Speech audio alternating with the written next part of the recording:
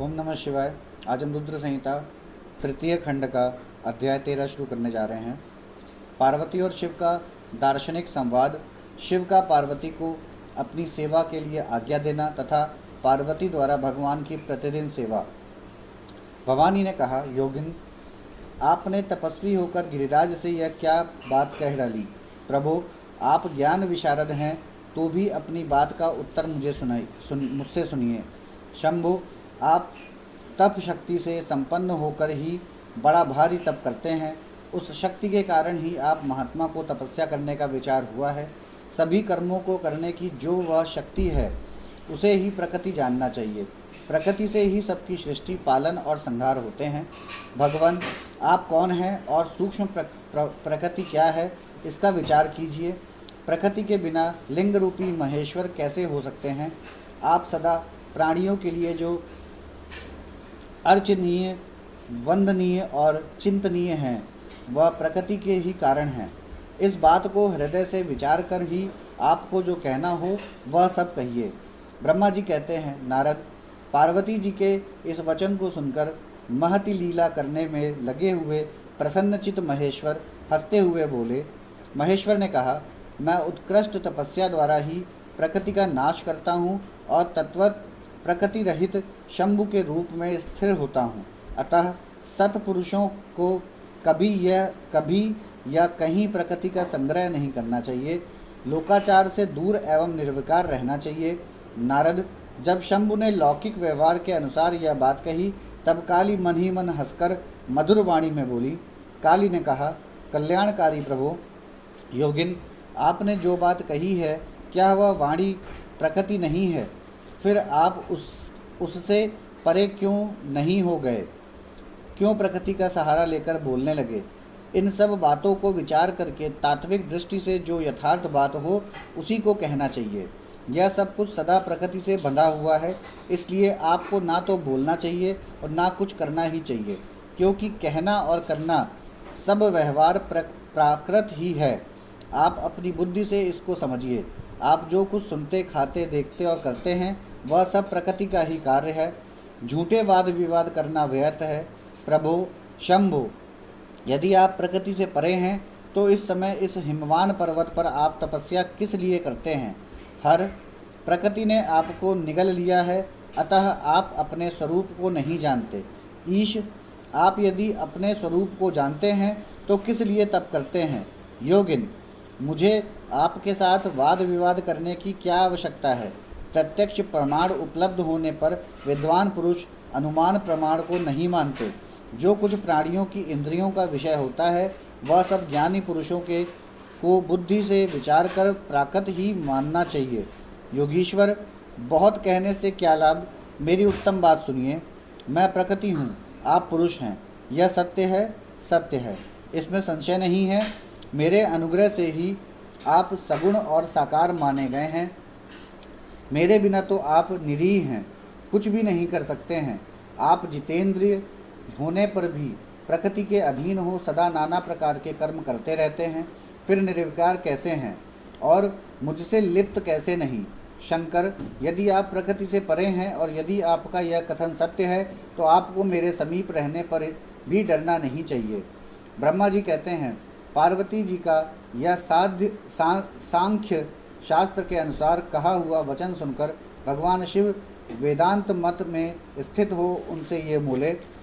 श्री शिव ने कहा, सुंदर भाषण करने वाली गिरिजे, यदि तुम सांख्य मत को धारण करके ऐसी बात कहती हो तो प्रतिदिन मेरी सेवा करो, परंतु वह सेवा शास्त्र निषिद्ध नहीं होनी चाहिए। गिरिजा से ऐसा कहकर भक्तों पर अनुग्रह और उनका मनोरंजन करने वाले भगवान शिव हिमवान से बोले। शिव जी ने कहा, गिरिराज, मैं यहीं तुम्हारे अत्यंत रमणीय श्रेष्ठ शिखर की भूमि पर उत्तम तपस्या तथा अपने आनंदमय परमार्थ स्वरूप का विचार करता हुआ विचरूंगा। पर्वतराज, आप मुझे यहाँ तपस्या करने की अनुमति दें। आपकी अनुज्ञा के बिना कोई तप नहीं किया जा सकता। देवादिदेव शूलधारी भगवान शिव का यह कथन सुनकर हिमवान ने उन्हें प्रणाम करके कहा, महादेव, देवता, असुर और मनुष्यों सहित संपूर्ण जगत तो आपका ही है। मैं तुच्छ होकर आपसे क्या कहूँ? ब्रह्मा जी कहते हैं, नारद, गिरिराज हिमवान के ऐसा कहने पर लोक कल्याणकारी भगवान शंकर हंस पड़े और आदरपूर्वक उनसे बोले, अब तुम जाओ। शंकर की आज्ञा पाकर हिमवान अपने घर लौट गए। वे गिरिजा के साथ प्रतिदिन उनके दर्शन के लिए आते थे। काली अपने पिता के बिना भी दोनों सखियों के साथ नित्य शंकर जी के पास जाती और भक्तिपूर्वक उनकी सेवा में लगी रहती। नंदीश्वर आदि कोई भी गण उन्हें रोकता नहीं था। तात महेश्वर के आदेश से ही ऐसा होता था। प्रत्येक गण पवित्रता पूर्वक रहकर उनकी आज्ञा का पालन करता था। जो विचार करने से परस्पर अभिन्न सिद्ध होते हैं, उन्हीं शिवा और शिव ने सांख्य और वेदांत मत में स्थित हो जो कल्याणदायक संवाद किया, वह सर्वदा सुख देने वाला है। वह संवाद मैंने यहाँ कह सुनाया।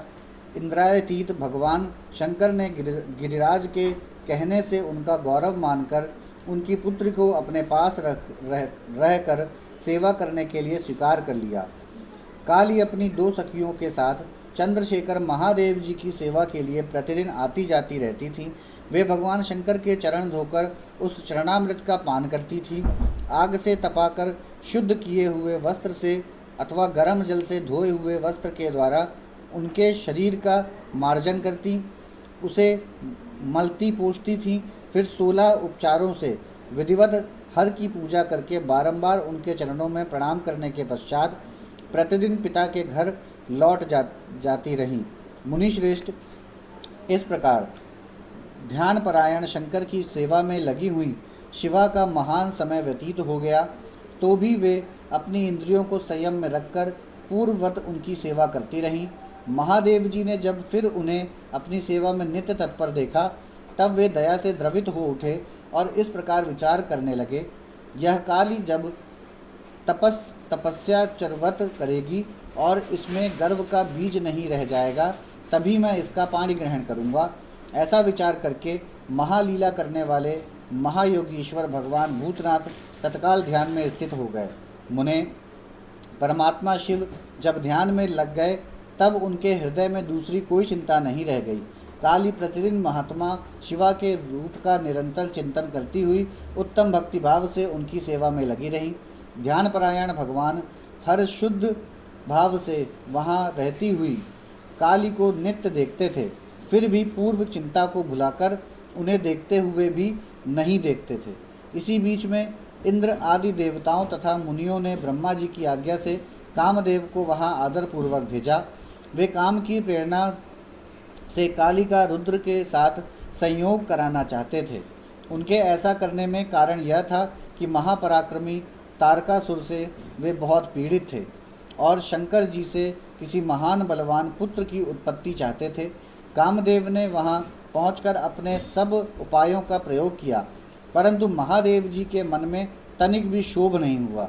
उल्टे उन्होंने कामदेव को जलाकर भस्म कर दिया। मुने, तब सती पार्वती ने भी गर्व रहित हो उनकी आज्ञा से बहुत बड़ी तपस्या करके शिव को पति रूप में प्राप्त किया। फिर वे पार्वती और परमेश्वर परस्पर अत्यंत प्रेम से और प्रसन्नता पूर्वक रहने लगे। उन दोनों ने परोपकार में तत्पर रहकर देवताओं का महान कार्य सिद्ध किया। यहाँ पर हमारा अध्याय 13 समाप्त होता है। अब हम अध्याय 14 से 16 शुरू करने जा रहे हैं। तारकासुर के सताए हुए देवताओं का ब्रह्मा जी को अपनी कष्ट कथा सुनाना, ब्रह्मा जी का उन्हें पार्वती के साथ शिव के विवाह के लिए उद्योग करने का आदेश देना, ब्रह्मा जी के समझाने से तारकासुर का स्वर्ग को छोड़ना और देवताओं का वहां रहकर लक्ष्य सिद्धि के लिए यत्नशील होना। सूत जी कहते हैं, तदंतर नारद जी के पूछने पर पार्वती के विवाह के विस्तृत प्रसंग को उपस्थित करते हुए ब्रह्मा जी ने तारकासुर की उत्पत्ति, उसके उग्र तप, मनोवांछित वर प्राप्ति तथा देवता और असुर सबको जीतकर स्वयं इंद्र पद पर प्रतिष्ठित हो जाने की कथा सुनाई। तत्पश्चात ब्रह्मा जी ने कहा, तारकासुर तीनों लोकों को अपने वश में करके जब स्वयं इंद्र को गया, तब उसके समान दूसरा कोई शासक नहीं रह गया। वह जितेंद्रिय असुर त्रिभुवन का एकमात्र स्वामी होकर अद्भुत ढंग से राज्य का संचालन करने लगा। उसने समस्त देवताओं को निकालकर उनकी जगह दैत्यों को स्थापित कर दिया और विद्याधर आदि योनियों को स्वयं अपने कर्म में लगाया। मुने, तदंतर तारकासुर के सताए हुए इंद्र आदि संपूर्ण देवता अत्यंत व्याकुल और अनाथ होकर मेरी शरण में आए। उन सबने मुझ प्रजापति को प्रणाम करके बड़ी भक्ति से मेरा स्तवन किया और अपने दारुण दुख की बातें बताकर कहा, प्रभु आप ही हमारी गति हैं, आप ही हमें कर्तव्य का उपदेश देने वाले हैं और आप ही हमारे धाता एवं उद्धारक हैं। हम सब देवता तारकासुर नामक अग्नि में जलकर अत्यंत व्याकुल हो रहे हैं। जैसे सन्निपात रोग में प्रबल औषधें भी निर्बल हो जाती हैं, उसी प्रकार उस असुर ने हमारे सभी क्रूर उपायों को बलहीन बना दिया है। भगवान विष्णु के सुदर्शन चक्र पर ही हमारी विजय की आशा अविलंबित रहती है, परंतु वह भी उसके कंठ पर कुंठित हो गया। उसके गले में पड़कर वह ऐसा प्रतीत होने लगा था मानो उस असुर को फूल की माला पहनाई गई हो।